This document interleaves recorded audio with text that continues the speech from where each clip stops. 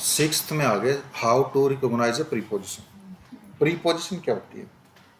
देखो प्रीपोजिशन को ध्यान से देखो। प्री प्री मीन्स होता बिफोर। बिफोर मीन क्या होता है? पहले। और पोजीशन का मतलब होता है पोजीशन, मतलब किसी की पोजीशन से पहले, पहले आकर के अपनी पोजीशन बताए। ठीक है, मतलब प्रीपोजिशन एक वर्ड है जो नाउन से पहले आता है। नाउन से प्री यूज होता है, नाउन से प्री पोजीशन होती है उसकी। ठीक है, नाउन से पहले पोजीशन होती है, उसको हम प्रीपोजिशन बोलते हैं। नाम से ही पता चल गया। अब इसकी डेफिनेशन देखो। प्रीपोजिशन इज ए वर्ड, एक शब्द होता है which is placed before a noun और प्रोनाउन, जो नाउन और प्रोनाउन से पहले आता है। इस बात को ऐसे कर लो कि प्रीपोजिशन एक शब्द है जो नाउन और प्रोनाउन से पहले आता है, या यूं कह लो कि प्रीपोजिशन के बाद नाउन या प्रोनाउन आता है। ठीक है। टू शो क्या करने के लिए आता है? टू शो इट्स रिलेशन, अपना रिलेशन दिखाने के लिए। विद सम अदर वर्ड, कुछ दूसरे शब्दों के साथ। इन द सेंटेंस, सेंटेंस में। ठीक है, सेंटेंस में दूसरे शब्दों के साथ अपना रिलेशन दिखाने के लिए नाउन आता है। ठीक है। अब इसमें देखो क्या, the book is on the table, जो बुक है वो टेबल पर है। मान लो ये बुक है, इसको देखना, ये टेबल पर है। ठीक है, इसका रिलेशन हो गया कि जो बुक है ना वो टेबल के ऊपर है, मीन्स टेबल बुक के नीचे है। रिलेशन बता दिया। अगर मैं इस बुक को बोलूँ book is under the table, ठीक है, book is in front of the table, book is behind the table, बोल सकते हैं हम book is above the table and book is below the table. Means जैसे जैसे प्रीपोजिशन बदल रहे हैं वैसे वैसे इसका रिलेशन भी बदल रहा है, तो ये क्या होगी? प्रीपोजिशन होगी। समझ में आ गया? सी इज एंग्री विद मी, वह मेरे साथ एंग्री है, गुस्सा है। विद क्या है? प्रीपोजिशन है। और प्रीपोजिशन के बाद जो मी आया, ये मी क्या है? प्रोनाउन।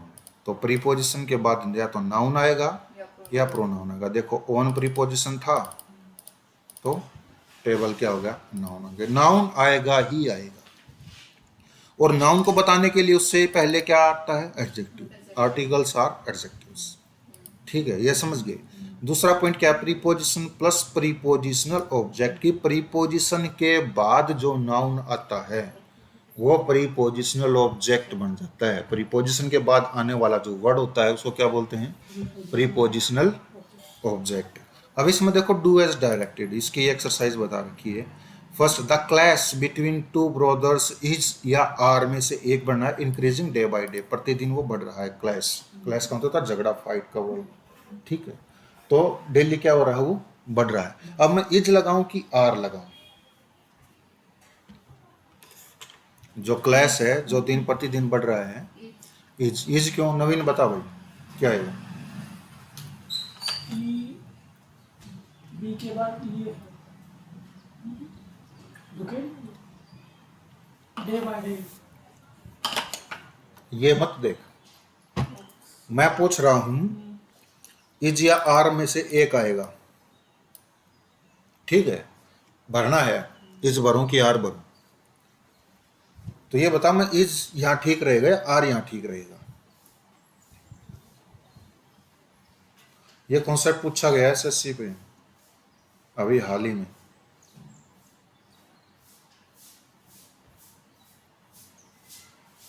जो वर्ब हम भरते हैं किसके अकॉर्डिंग भरते हैं? तो मतलब वर्ब क्या आएगी, हमें सब्जेक्ट देखना होगा। सब्जेक्ट अगर सिंगुलर है तो सिंगुलर वर्ब, सब्जेक्ट प्लूरल है तो प्लूरल। ये बात मैंने बता रखी है, इसमें कोई डाउट नहीं है। ये मैंने दूसरा पॉइंट क्या बताया कि प्रीपोजिशन अगर दे रखी हो तो प्रीपोजिशन के बाद आने वाला वर्ड नाउन या प्रोनाउन प्रीपोजिशन ऑब्जेक्ट हो जाता है। तो अब देखो ये क्लैश है, क्लैश के बाद आ गया बिटवीन। बिटवीन प्रीपोजिशन होती है।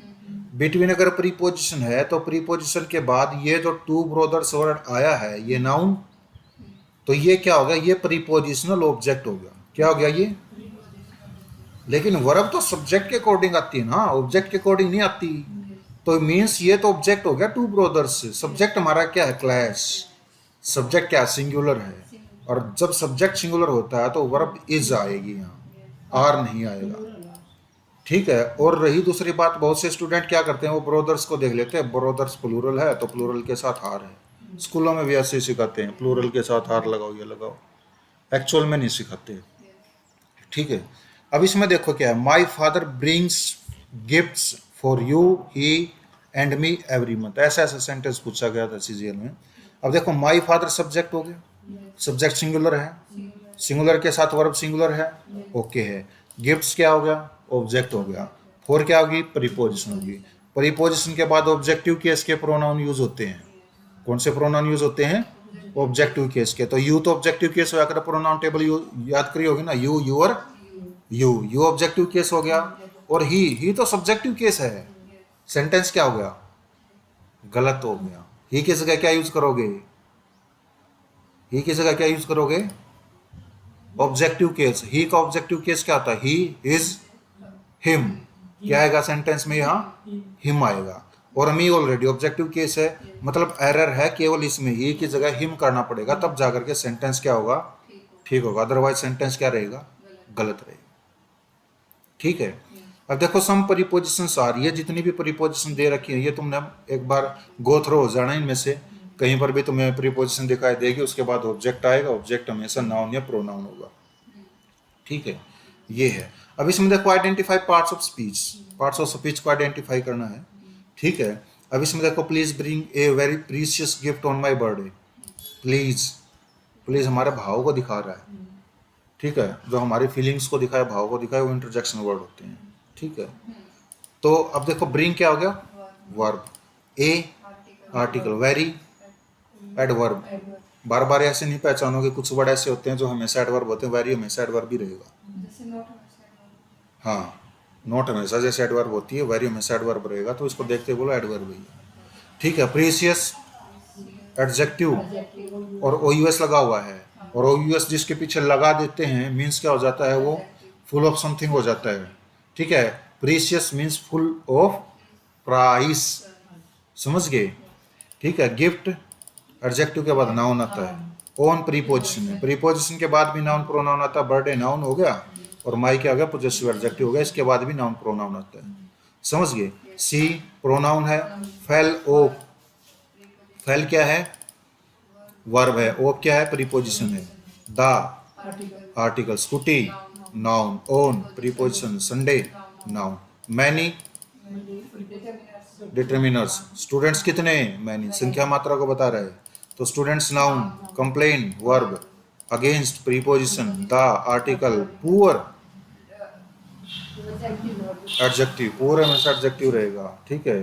कई बार ये प्रोनाउन नाउन भी बन जाता है, प्रोनाउन भी बन जाता है, मैं बताऊंगा कैसे। ठीक है। मैनेजमेंट क्या है, नाउन, क्योंकि ENT MENT है। Your possessive adjective.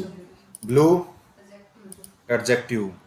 Bag noun. Is verb. Line man verb. Is helping verb. अब ये क्या है, बीनीथ प्रीपोजिशन। बीनीथ क्या है, प्रीपोजिशन है। यहाँ दे रखा होगा ये वर्ड बीनीथ, ये रहा, देखो ये रहा, बीनीथ प्रीपोजिशन है, इसके अंदर देखोगे। ठीक है। माई क्या है, पोजेसिव एडजेक्टिव है। ग्रीन क्या है, एडजेक्टिव। जितने भी कलर्स नेम होते हैं एडजेक्टिव होते हैं। बैग क्या है, नाउन हो गया। माई प्रोनाउन। पोजेसिव एडजेक्टिव, प्रोनाउन नहीं होते पोजेसिव एडजेक्टिव। पोजेसिव एडजेक्टिव ये क्या, स्कूल क्या हो गया, नाउन हो गया। इज क्या होगा, वर्ब होगी। सिचुएटेड मैन वर्ब होगी। ठीक है, क्योंकि इज हेल्पिंग वर्ब है। Across preposition. A article. Very adverb. Dense adjective. Forest noun. Forest कैसा, डेंस, नाउन की विशेषता बताने वाला। अब इसमें देखो सातवां, how to recognise a conjunction. ये समझ में आ गया, प्रीपोजिशन। Any question. अब सातवां देखो, how to recognise a conjunction. Conjunction को कैसे पहचाने, कंजंक्शन टॉपिक नहीं करवा रहा हूँ मैं बेसिक क्लियर करवा रहा हूँ। ठीक है। और यहाँ तक यही है, दो ही पॉइंट है बेसिक में। Conjunction is a word. Conjunction एक ऐसा शब्द होता है विच इज यूज्ड, जिसका प्रयोग किया जाता है टू जॉइन, जोड़ने के लिए। टू, दो वर्ड, शब्दों को, दो शब्दों को जोड़ने के लिए। और टू ग्रुप ऑफ वर्ड्स, और दो शब्दों के समूह को जोड़ने के लिए। Of the same category. ये जो सेम कैटेगरी है ना, द सेम कैटेगरी, इसको उसमें बंद कर लो, ये मोस्ट इंपॉर्टेंट है। ठीक है। द सेम कैटेगरी, यूपीएससी लगा लो, एसएससी लगा लो, सीजीए लगा लो, ये सेम कैटेगरी के क्वेश्चंस ही पूछती है, एरर इसी में से देती है। और ये सेम कैटेगरी किसकी होगी? पार्ट्स ऑफ स्पीच की। ठीक है, मैं बताऊंगा कैसे पार्ट्स ऑफ स्पीच की सेम कैटेगरी होगी। समझ में आ गया? कंजक्शन क्या होता है हिंदी में बताना एक बार। कंजक्शन एक ऐसा शब्द होता है जो दो शब्दों को जोड़ता है। दो शब्दों को नहीं जोड़ता है तो इट मीन्स या दो शब्दों के समूह को उसको जोड़ेगा। अब सेंटेंस देखो, आई विल सपोर्ट, मैं सपोर्ट करूंगा नीदर राम नोर श्याम, ना तो राम को न श्याम को। नीदर का नोर के साथ कॉम्बिनेशन होता है। एरर क्या कैसे आएगी? नीदर के नोर की जगह और दे देगा, एंड दे देगा, बट दे देगा, कुछ और गलत हो जाएगा फिर। ठीक है, अब इसमें देखो नीदर के बाद क्या है? राम। नोर के बाद क्या है? श्याम। राम क्या है? पार्ट्स ऑफ स्पीच में से नाउन। और श्याम क्या है? नाउन। कह सकते हैं कि नीदर के बाद भी नाउन है, नोर के बाद भी नाउन है, सेम कैटेगरी है। और मान लो इससे पहले प्लूरल हो, उसके बाद में नाउन होने चाहिए, सिंगुलर प्लूरल की। पार्ट्स ऑफ स्पीच मैं बात कर रहा हूँ, पार्ट्स ऑफ स्पीच की। ठीक है, सिंगुलर नाउन है और वो प्लूरल है, चाहे महाप्लूरल हो, ठीक, होना चाहिए नाउन। समझ गए? Yes. Same parts of speech. You will be successful, तुम सक्सेसफुल हो जाओगे इफ, यदि यू स्टडी स्टडीली, तुम लगातार अगर पढ़ाई करोगे तो तुम पास हो जाओगे। अब इसमें इफ क्या है? इफ दो सेंटेंस को जोड़ रहा है, सेंटेंस को कह लो या दो ग्रुप ऑफ वर्ड्स को। ध्यान से सुनना मैं क्या बता रहा हूँ। यू सब्जेक्ट है, विल बी सक्सेसफुल प्रेडिकेट है। अब सोचो कि प्रेडिकेट क्या बीमारी आ गई, ये कहाँ से बोल दी, मैं बताऊंगा इसको। यू, इफ के बाद वाला यू, सब्जेक्ट है, स्टडी स्टडीली प्रेडिकेट है। समझ में आ गया? अब ध्यान से सुनना, जिस सेंटेंस में एक सब्जेक्ट हो, प्रेडिकेट हो, वो एक कंजंक्शन से जुड़ा हो, क्लोज होता है। क्लोज की डेफिनेशन समझ में? इंग्लिश में बताता हूँ। Close is a group of words which has its own subject and predicate and generally joined by some conjunction। समझ में आ गया? अब जो if है, if से पहले क्या है? एक सेंटेंस है। if के बाद क्या है? एक सेंटेंस है। क्लोज की क्या डेफिनेशन है? क्लोज का अपना सब्जेक्ट और प्रेडिकेट होता है। क्लोज का अपना सब्जेक्ट और प्रेडिकेट होता है। मीन्स if से पहले एक क्लोज है, if के बाद भी एक क्लोज है, मीन्स यहाँ पर सेम कैटेगरी होगी, दो क्लोजेस को जोड़ रहा है। समझ का? ठीक। अब इसमें देखो, we can go out for dinner now और लेटर, हम डिनर के लिए जा सकते हैं नाउ और लेटर। और क्या है? कंजंक्शन। कंजंक्शन से पहले नाउ एडवर्ब है, टाइम को बताने वाला। एमपीटीआर को कुछ भी बताए एडवर्ब होती है। एमपीटीआर को कुछ भी बताए एडवर्ब होती है। समझ में आ गया? तो टी को बता रहे हैं ना, नाउ और लेटर, या तो अब या बाद में। तो ना और से पहले एडवर्ब, और के बाद भी एडवर्ब। समझ में आ गया? तो ये क्या हो गया? एडजेक्टिव, वो कंजंक्शन हो गई। ठीक है, नाउ और लेटर। अब इसमें देखो, do as directed, do as directed, ये सेंटेंस पूछे जाते हैं। ये मान के चलो कि ये आए हुए हैं, पहला सेंटेंस जो है सेम उसी फॉर्मेशन पे आधारित है जिस हिसाब से सीजीएल क्वेश्चन पूछते हैं। ठीक है, अब देखो नीदर और नोर। सबसे पहले तो नीदर के साथ नोर का कॉम्बिनेशन होता है, एंड का होता नहीं, तो एंड कट जाएगा, यहाँ पे नोर आएगा। नीदर सी इज ब्यूटीफुल, ना तो वह ब्यूटीफुल है, नोर इंटेलिजेंट, ना ही वो इंटेलिजेंट है। ठीक है, अब इसमें देखो नोर के बाद क्या आया है? इंटेलिजेंट क्या है? इंटेलिजेंट क्या है? एडजेक्टिव। इंटेलिजेंट क्या है? एडजेक्टिव। नीदर के बाद क्या आया है? तो नीदर के बाद प्रोनाउन है, नोर के बाद एडजेक्टिव है, तो सेंटेंस ठीक है? गलत है। क्यों? सेम कैटेगरी नहीं है। हमें क्या करना पड़ेगा? हमें सेम कैटेगरी यूज करनी पड़ेगी। और सेम कैटेगरी हम यूज कैसे करेंगे? सेम कैटेगरी हम यूज इसलिए करेंगे, हम या तो हम नोर के बाद भी प्रोनाउन रख दें। नोर के बाद प्रोनाउन रख देंगे तो नीदर के बाद भी प्रोनाउन हो जाएगा, नोर के बाद भी प्रोनाउन हो जाएगा, सेंटेंस ठीक हो जाएगा। लेकिन नोर के बाद तो प्रोनाउन है ही नहीं, नोर के बाद तो ओनली इंटेलिजेंट है, हमारे पास कोई ऑप्शन ही नहीं है। हमें क्या करना पड़ेगा? हमें नीदर को इंटेलिजेंट से पहले करना पड़ेगा, तभी जाकर के सेम पार्ट्स ऑफ स्पीच होगा। तो सेंटेंस हमारा ऐसे बनेगा, सी इज नीदर ब्यूटीफुल।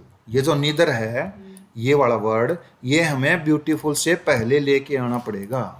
समझ गए? She is neither beautiful nor intelligent. अब जाकर के सेंटेंस ठीक हो जाएगा। समझ गए? अब इसमें देखो दूसरे में आई वॉज लेट, मैं लेट था, ठीक है। Blank I decided to take a taxi, मैंने टैक्सी लेने का डिसाइड किया, ठीक है। यट मीन होता फिर भी, मैं लेट था फिर भी मैंने टैक्सी लेने का डिसाइड किया। मैं लेट था इसलिए मैंने टैक्सी लेने का फैसला किया।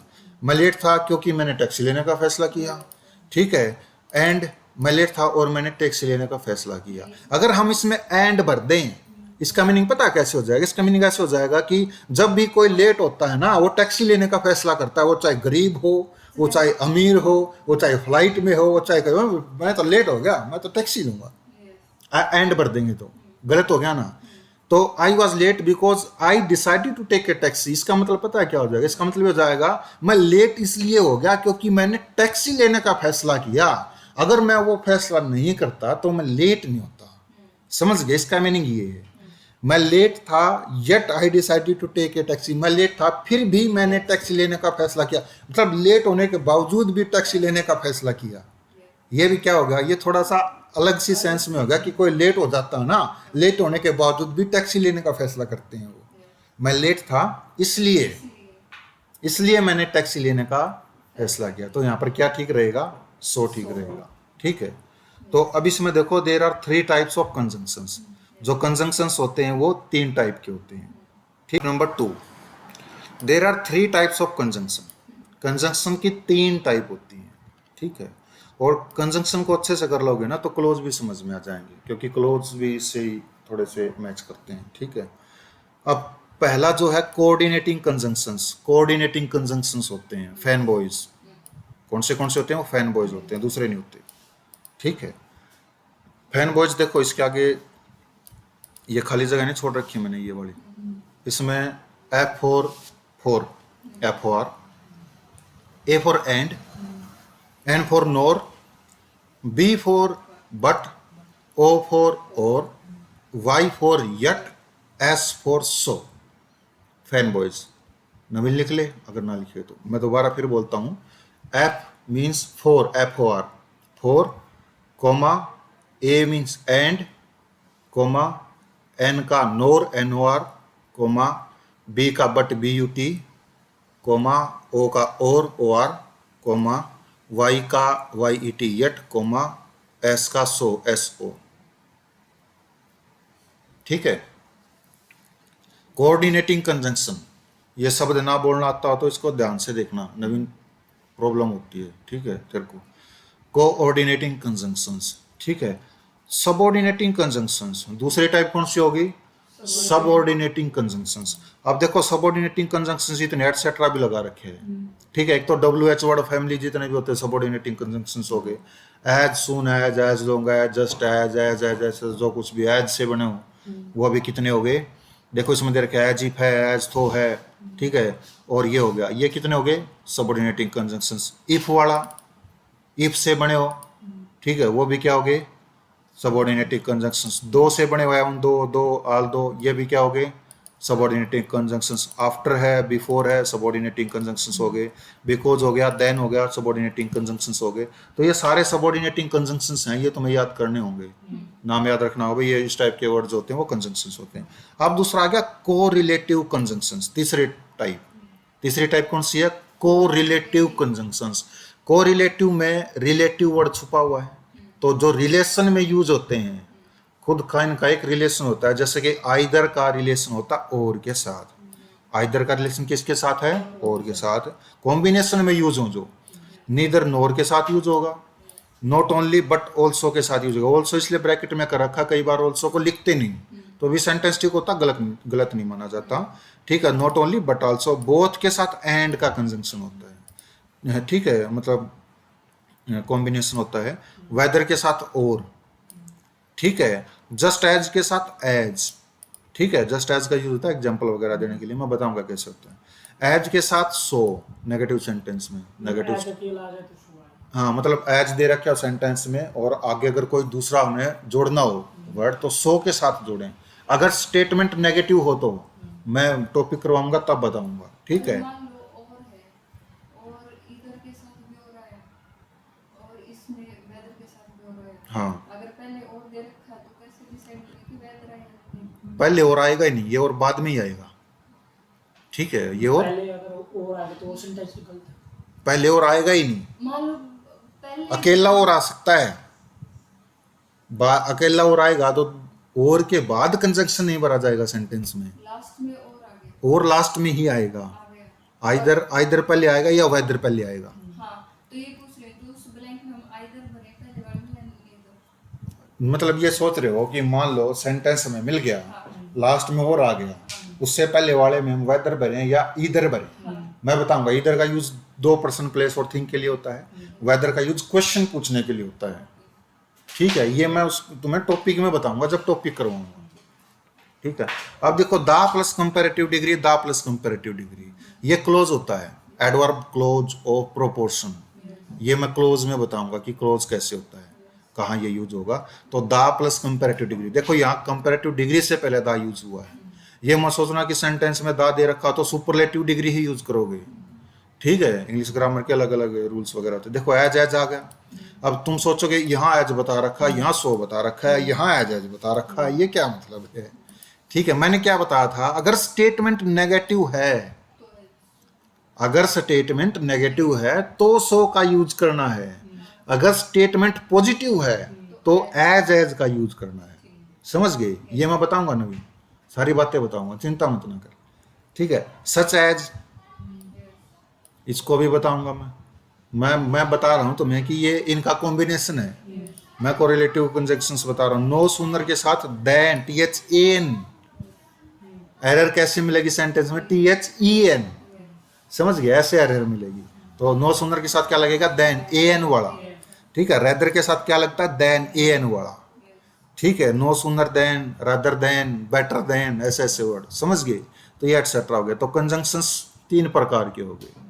ठीक है, कौन सा, कोऑर्डिनेटिंग, सबऑर्डिनेटिंग, कोरिलेटिव। कौन से, कोऑर्डिनेटिंग, सबऑर्डिनेटिंग, कोरिलेटिव। समझ गए। अब इसमें देखो identify parts of speech, parts of speech को आइडेंटिफाई करो। ठीक है, वी क्या है, प्रोनाउन, वेटेड क्या है, वर्ब, बट क्या है, कंजंक्शन, दा बस, दा क्या है, आर्टिकल, बस क्या है, noun, did not come, did क्या है, हेल्पिंग वर्ब, नोट क्या है, एडवर्ब, कम क्या है, मेन वर्ब। ठीक है, अब इसमें देखो बट आया है, बट कौन सा कंजंक्शन है, फैन बॉयज में से ना, फैन बॉयज में से। ठीक है, कोऑर्डिनेटिंग कंजंक्शन। अब देखो इस बट ने क्या सेम पार्ट्स ऑफ स्पीच को जोड़ा है।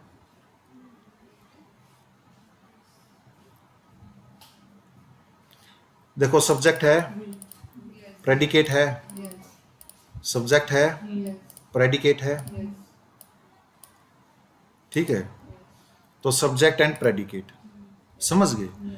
तो अब ये देखो कि प्रेडिकेट क्या होता है। हो सकता है कि तुम्हारी क्यूरियोसिटी तुम्हें दिमाग में करी, तो प्रेडिकेट क्या होता है, साइड में खाली जगह लिख लो, मैं बता देता हूँ क्या होता है प्रेडिकेट। ठीक है, सब्जेक्ट के बारे में जो एडिशनल इंफॉर्मेशन होती है प्रेडिकेट होती है।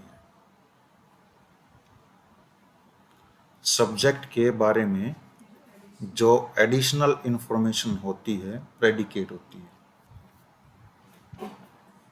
हिंदी में नहीं होते उद्देश्य विधेय। ठीक है, तो ये विधेय होता है, उद्देश्य विधेय। सब्जेक्ट के बारे में जो एडिशनल इंफॉर्मेशन होती है उसको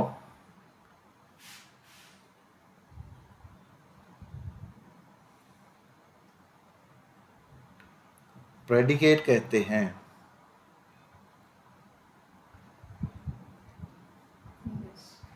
लिख लिया, सब्जेक्ट को छोड़ करके जो कुछ भी हो प्रेडिकेट। ठीक है, तो पहले सेंटेंस में सब्जेक्ट भी हो गया, वेटेड क्या होगी, वर्ब है, लेकिन प्रेडिकेट भी तो है, क्योंकि सब्जेक्ट ने किया क्या, इंफॉर्मेशन क्या, वेट किया। समझ में आ गया। अब देखो बट के बाद क्या हो गया, देखो सब्जेक्ट है, द बस, बस ने क्या हुआ, बस आई गई, उड़ी, दसगी, टक्कर लगी, तेज चलाई, क्या, बस डिड नॉट कम, ये इसकी एक्स्ट्रा इन्फॉर्मेशन होगी, मीन्स ये प्रेडिकेट हो गया। तो सब्जेक्ट एंड प्रेडिकेट, सब्जेक्ट और प्रेडिकेट, जिसका सब्जेक्ट हो प्रेडिकेट हो कंजंक्शन से जुड़ा हो, क्लोज होता है। तो but the bus did not come एक क्लोज है। कौन सा क्लोज है, कोऑर्डिनेट क्लोज।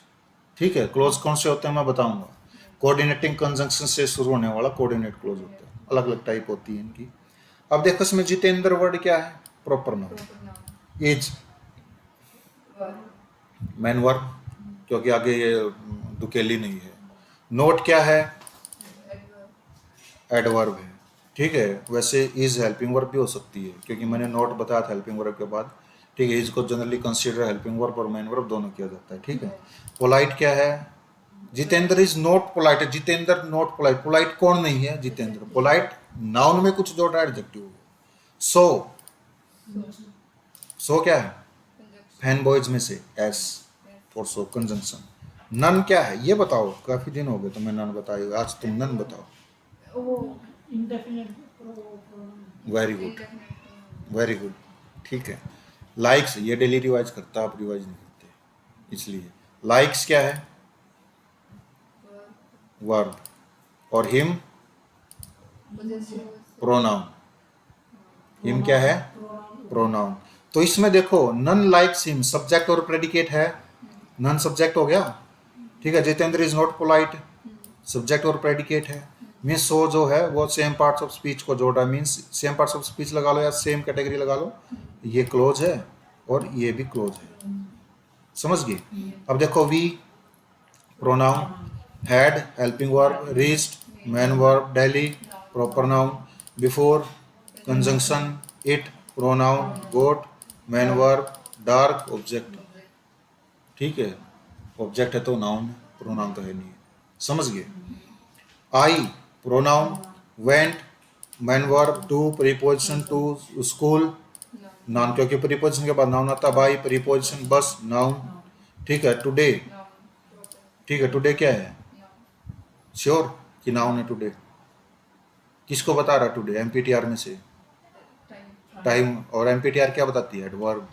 ये एडवर्ब है, एडवर्ब ऑफ टाइम। ठीक है, बिकॉज क्या है, conjunction, the car noun, did helping verb. ठीक है, वर्ब में आ गई। Not adverb, start main verb. ठीक है, देखो the car did not start subject भी है, प्रेडिकेट भी है।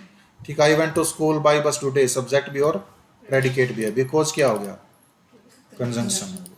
आई प्रोनाउन, लाइक वर्ब, बोथ देखो बोथ आ गया और एंड आ गया।